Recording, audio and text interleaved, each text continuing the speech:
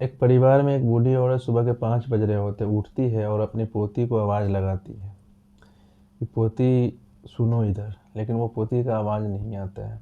दूसरी पोती को आवाज़ लगाती है, उसका भी आवाज़ नहीं आता है। फिर वो गुस्साती है, चिल्लाकर बोलती है, फिर भी आवाज़ नहीं आता है। जब जाकर देखती है तो दोनों पोती में से कोई भी नहीं रहती है बिस्तर पे। फिर वो जाकर अपने घर वालों को, बेटा को और लोगों को भी बताती है कि दोनों पोतियाँ घर में नहीं हैं।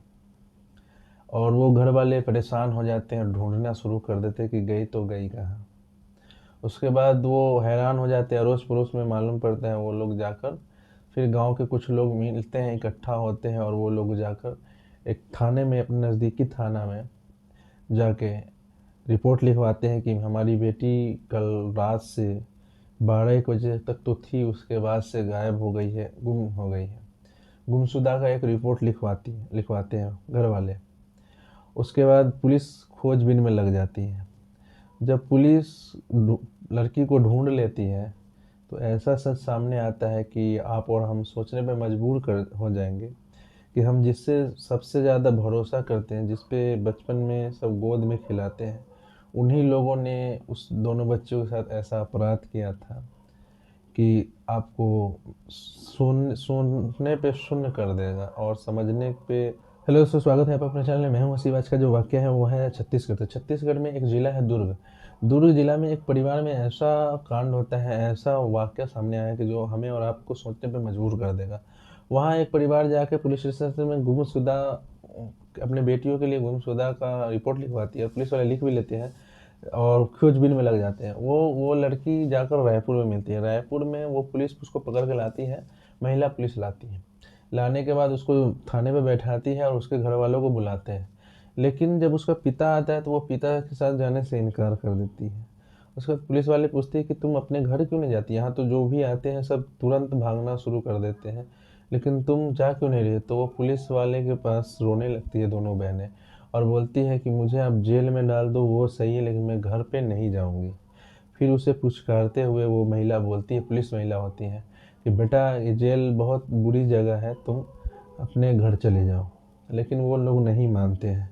नहीं मानने के बाद क्या होता है कि उसको, उसके घर वाले को भेज देते हैं थोड़ी देर के लिए और बोलते हैं कि आप थोड़ी गांव चले जाओ और शाम को मैं बुला लूँगा, शाम को इसको ले जाना। फिर वो पुलिस वाली उसके साथ बैठती है और बैठ के बात करती है कि बेटा बताओ क्या प्रॉब्लम है तुमको घर जाने से, तुम्हारे पापा आए थे तुम्हें ले जाते हैं।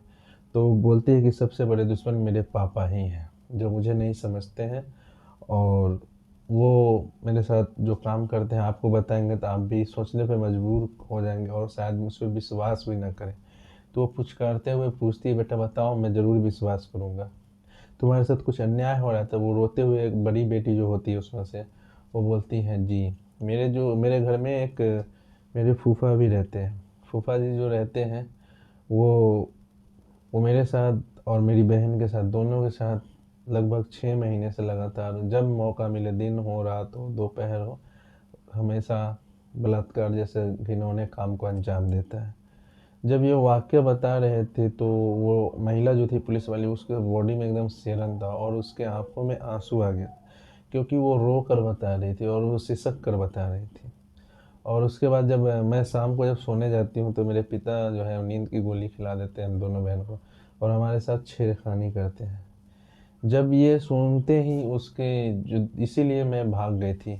और वो मैं घर को अपने से ज़्यादा बाहर की दुनिया अपने सेव में महसूस करती, क्योंकि मैं घर में ही मेरी इज्जत इस्मत लूट रही थी और मैं कुछ कर भी नहीं पा रही थी। यही इसी कारण से मैं भागी थी। और आप मुझे फिर से बोल रहे हैं वहीं जाने के लिए, मैं कैसे जाऊं। तो उसको आश्वासन देते हैं और उसके बाद पुलिस एक्शन में आती है सब।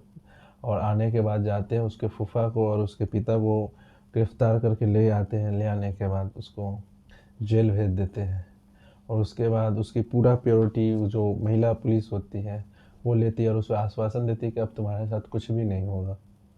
सच में आज का जो वाक़या था आज हमें सोचने पे मजबूर कर देगा, क्या बेटियां अपने घर में भी सेफ नहीं हैं और वो बाहर जाकर